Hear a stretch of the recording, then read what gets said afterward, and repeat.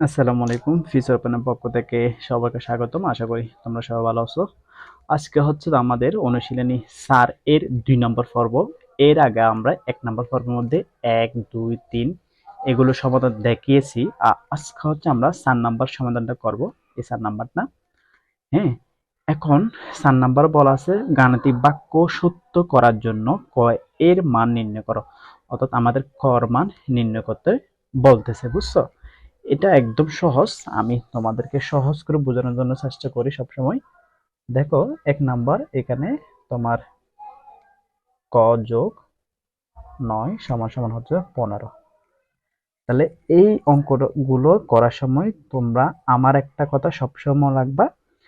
আমরা যেই মানটা বের করব, যার মানটা বের করবো, অর্থাৎ আমরা এখানে কর মান বের করতে বলছো তো, এই যার মানটা বের করব সেটা সবসময় সমানের বাম পাশে রাখবো, সমানের বাম পাশে, বুঝছো?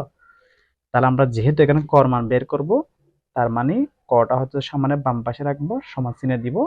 এরপর সমানের পাশে উপরে যেই সংখ্যাটা থাকবে ওটা আগে লিখবা।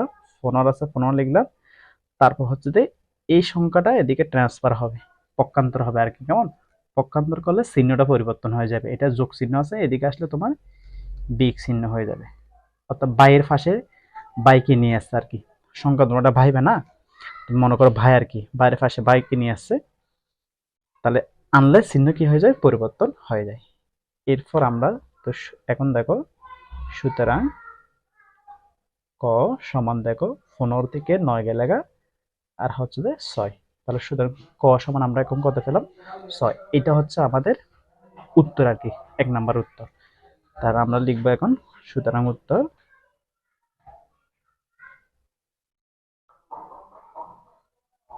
৬। এটা। এরপর আমরা দেখো ২ নম্বর করি। ২ নম্বর হচ্ছে যে সিস্টেম হচ্ছে একই। মার এখানে ক বিয়োগ ১২। তাহলে আমাদের কর মান বের করতে হবে।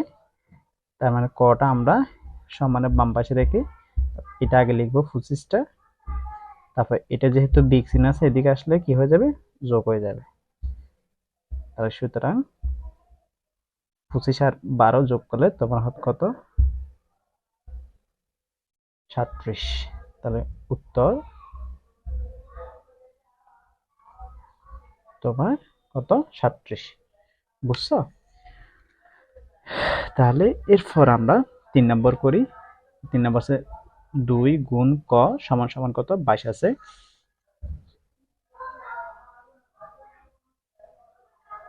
২ গুণ ক সমান সমান হচ্ছে যে ২২।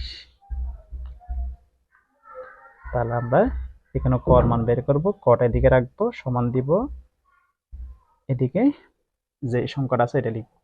এখন এটা দেখো, দুইটা তো আমরা এদিকে আনবো। এখন এটা আছে তোমার গুণ আকারে, তাহলে এদিকে আসলে ভাগ হয়ে যাবে, বুঝছো?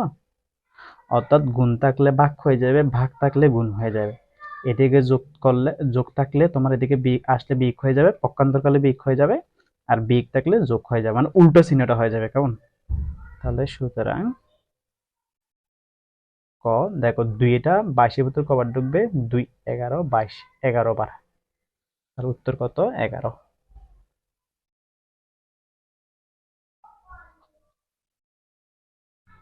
উত্তর কত যেন?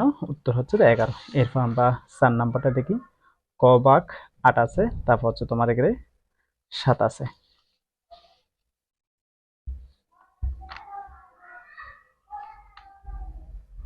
ক ভাগ ৮ সমান সমান কত? ৭। হ্যাঁ, ঠিক আছে। এটা বা দিতে হয়, যে মাঝখানে সমান চিহ্ন থাকলে এখানে বা দিতে হয়। তাহলে আমরা কর মান বের করবো, এই জন্য কটা সমানের বাম পাশে রাখবো। তারপর সমান পাশে যে সংখ্যাটা ছোট লিখবো। তারপর এটা দেখো বাঁকাকার আছে, এদিকে আসলে কি হয়ে যাবে? গুণ হয়ে যাবে। তাহলে সুতরাং ক ইকুয়াল কত পাচ্ছি আমরা? ৭ ৮ ৫৬। ৭ ৮ কত? ৫৬।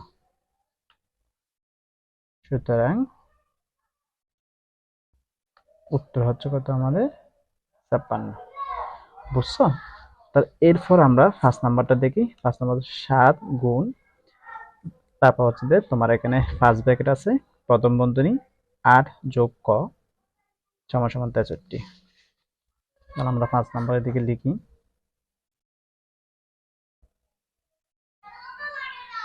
7 গুণ, সরি 8, 8 যোগ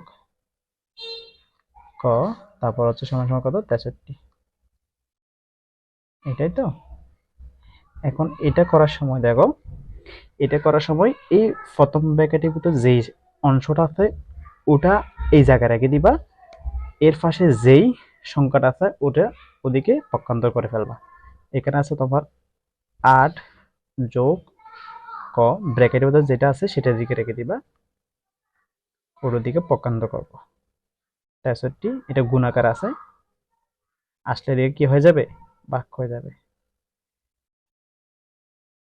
তাহলে এটার কাছে আমরা এখনো করবো না, এখানে রেখে দিব 8 যোগ ক, এটা 7, এটা 63 বলতে কয়বার ঢুকে, 7 নং 63, 9 বার। এরপর দেখো, তাহলে আমরা কর মান তো বের করতে হবে, তাহলে কটা এদিকে রাখবো সমানের বাম পাশে, তারপর এদিকে যে অঙ্ক অথবা সংখ্যাটা আছে এটা লিখবো, তারপরে চিহ্ন কি হয়ে যাবে, পরিবর্তন, এটা যোগ আকার আছে, এদিকে আসলে বিয়োগ হয়ে যাবে। দেখো 8 এর আগে কিছু নাই মানে হচ্ছে তোমার এখানে যোগ আছে, তাহলে এদিকে আসলে কি হয়ে যাবে, বিয়োগ। তাহলে আমরা পেলাম, সুতরাং ক সমান সমান কত, 9 থেকে 8 দিকে লাগা আর 1, এটা হচ্ছে আমাদের উত্তর। সুতরাং উত্তর হচ্ছে কত, 1। বুঝছো? এটা হচ্ছে আমাদের কাঙ্ক্ষিত ফলাফল। এরপর আমরা করব তোমার 6 নম্বর। 6 নম্বর কি আছে দেখ, ক বিয়োগ 4 ভাগ 6 দিয়ে করি। ক বিয়োগ 4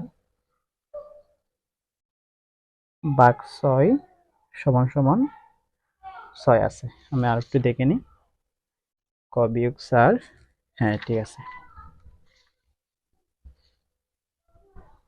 তাহলে আমরা এর আগে যেটা বলছি ওইটাই, ব্র্যাকেটের ভিতরে যেটা আছে, যে অংশটা আছে সেটা আমরা এদিকে রেখে দিব, ওইটা এদিকে ট্রান্সফার করে দিব। তাহলে 6টা আগে লিখতে হবে, এটা ভাগ আকার আছে, এদিকে আসলে কি হয়ে যাবে, গুণ। ক বিয়োগ 4, তাহলে 6 কত, 66, না সরি 636, 36। তারপর হচ্ছে যে আমরা কর মান তো বের করবো না, কটা এদিকে রাখবো, সমান চিহ্ন দিয়ে 36 এটা লিখবো, এটা এদিকে পক্ষান্তর করলে চিহ্ন কি হয়ে যাবে, পরিবর্তন, এটা বিগ, এখানে বিগ 4 আছে, তোমার কত হবে 4, কত যোগ 4 হবে, কেমন? তাহলে সুতরাং ক সমান কত হলো, 40। এটা হচ্ছে আমাদের উত্তর।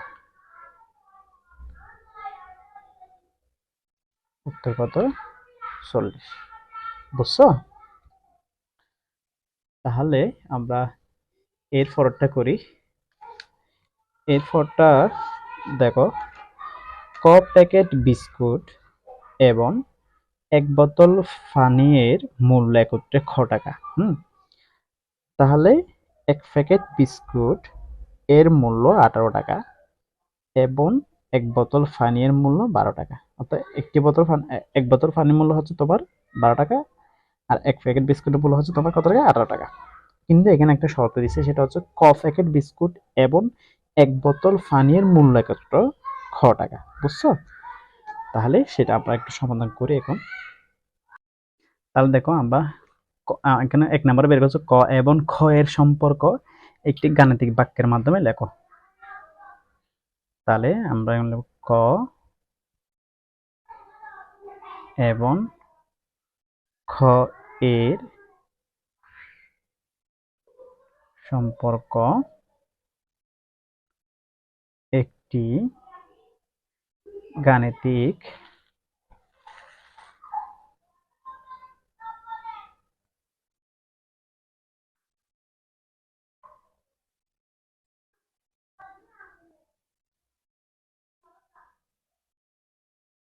বাক্যের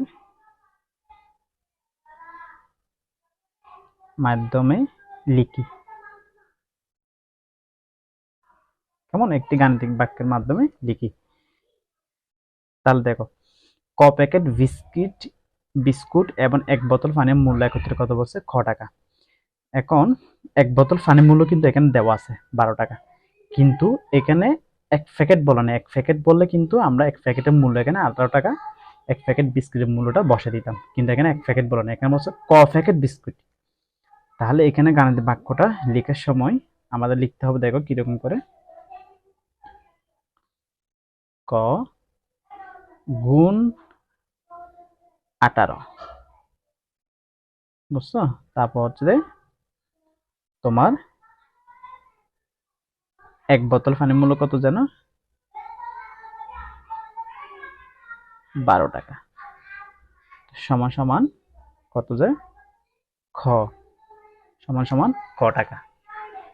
এটাই হচ্ছে তো আমাদের কি গাণিতিক বাক্য।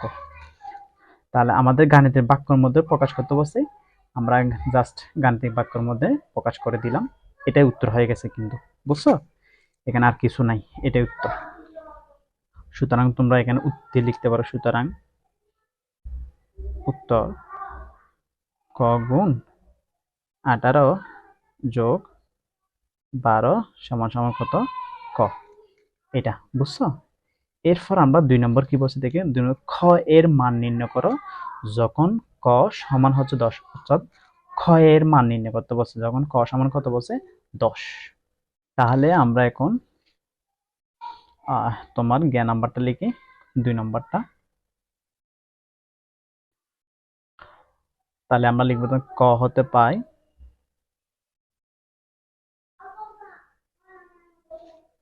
পাই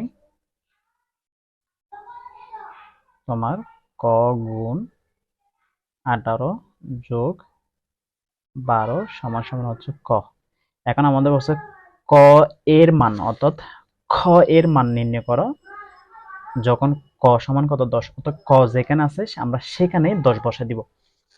ক এর মান মানে হচ্ছে ক যেখানে আছে সেখানে কত বসাবো? যে 10। তাহলে এখানে আমরা কি বসাবো এখন? বা এখানে 10 বসাবো, তারপর হচ্ছে 18 যোগ কত? 12, খ এর মান বের হয়ে যাবে। তাহলে দেখো এখানে একটা গুণের কাজ আছে, একটা যোগের কাজ, তার ওই সরল অঙ্কের মতো আগে গুণের কাজ হবে।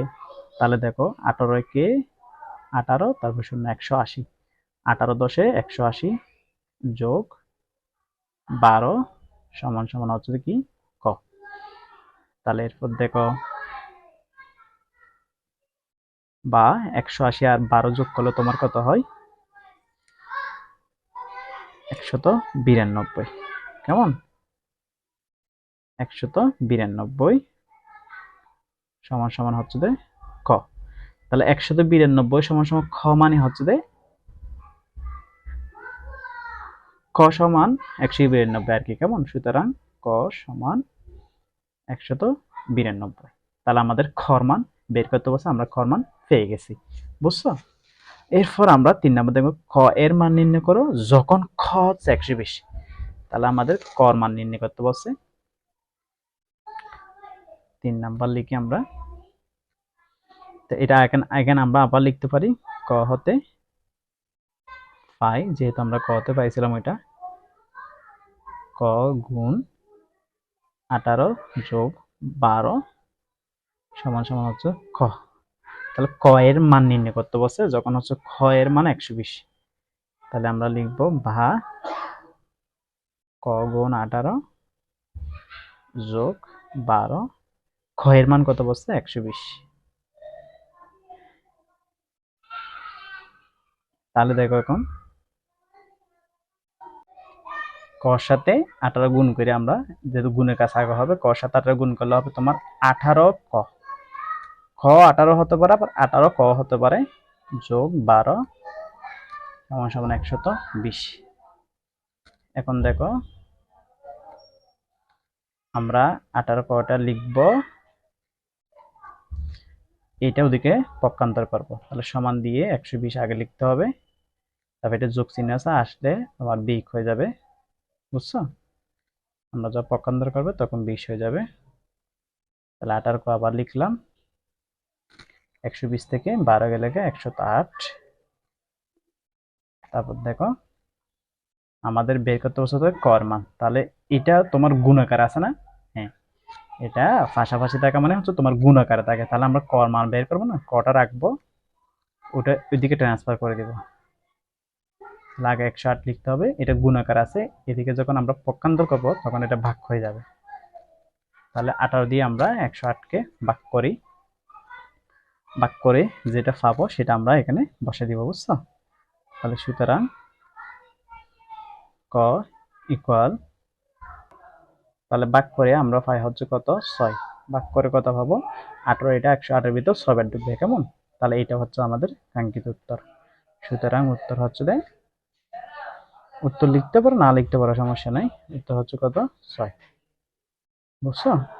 তাহলে আজকে হচ্ছে আমাদের এতটুকু, এটা অনুশীলনী তোমার 60টা 4 নাম্বারটা শেষ হয়েছে, আলহামদুলিল্লাহ বলি। তাহলে আমরা ইনশাল্লাহ দাফে দাফে বাকিগুলো সমাধান করব। তোমাদের যদি কি এই ক্লাসটা ভালো লেগে থাকে তাহলে লাইক কমেন্ট শেয়ার করবা, না বুঝলে কমেন্ট করবা। আর হচ্ছে চ্যানেলটা যেহেতু নতুন তোমরা একটু সাবস্ক্রাইব করে রাখবা। সবাই ভালো থেকো, সুস্থ থাকো, দেখা হবে নেক্সট ক্লাসে। আল্লাহ হাফেজ।